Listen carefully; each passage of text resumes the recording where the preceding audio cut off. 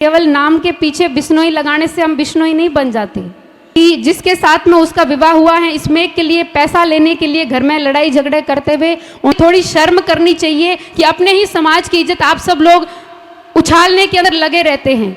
मुक्ति धाम मुकाम की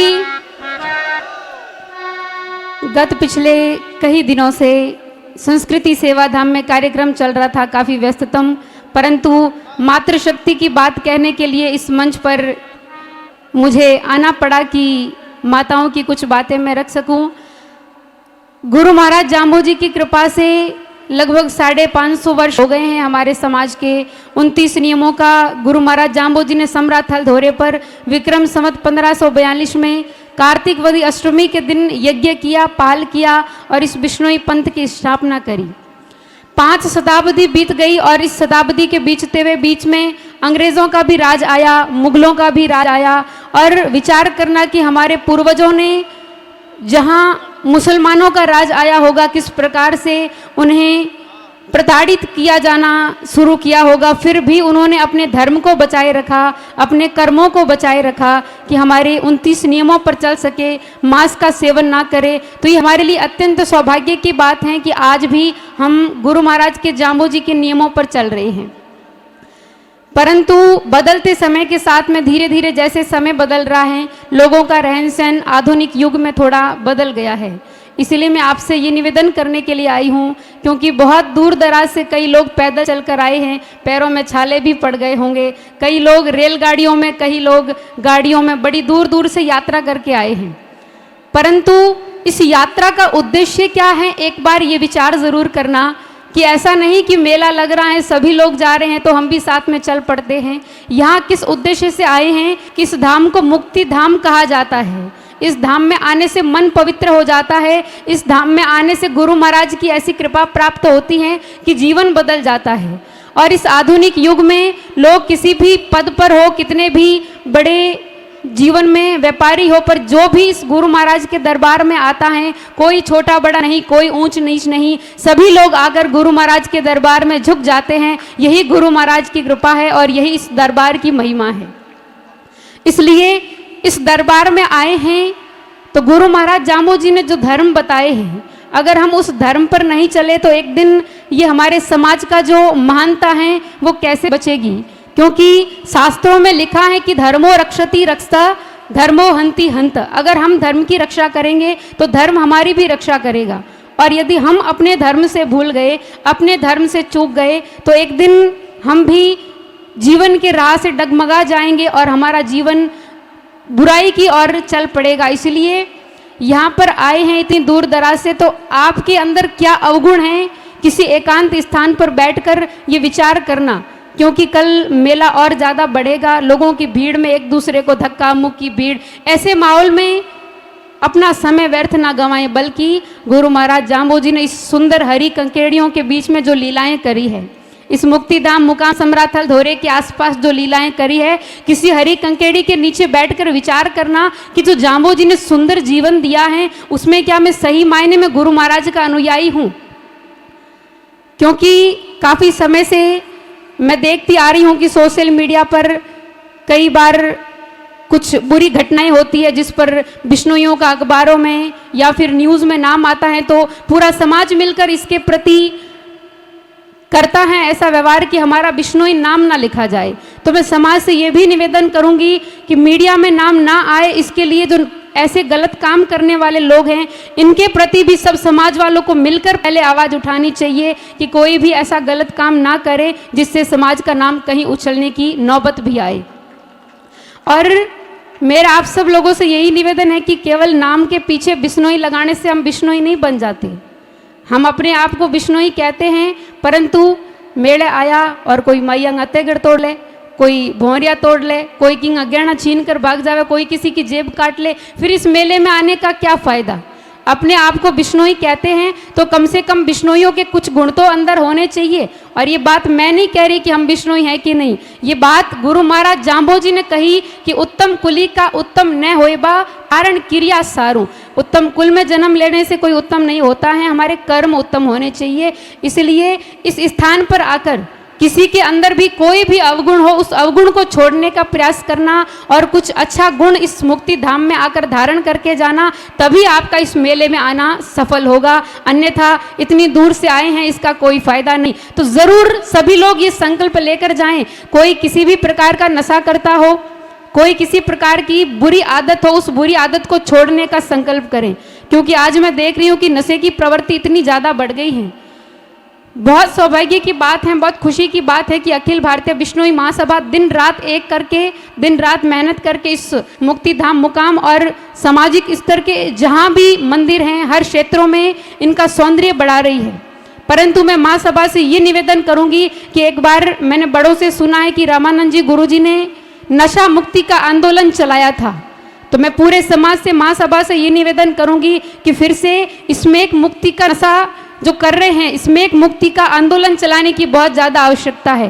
क्योंकि आज हमारा समाज कहीं ना कहीं जो युवा पीढ़ी है वो ड्रग्स के अंदर, स्मैक के अंदर डूबती जा रही है। और माताओं की स्थिति मैं सुनी कि मुझे 2-4 दिन पहले ही किसी बहन का फ़ोन आया कि जिसके साथ में उसका विवाह हुआ है, स्मैक के लिए पैसा लेने के लिए घर में लड़ाई झगड़े करते हुए उन्होंने उसको करंट देकर मारने का प्रयास किया।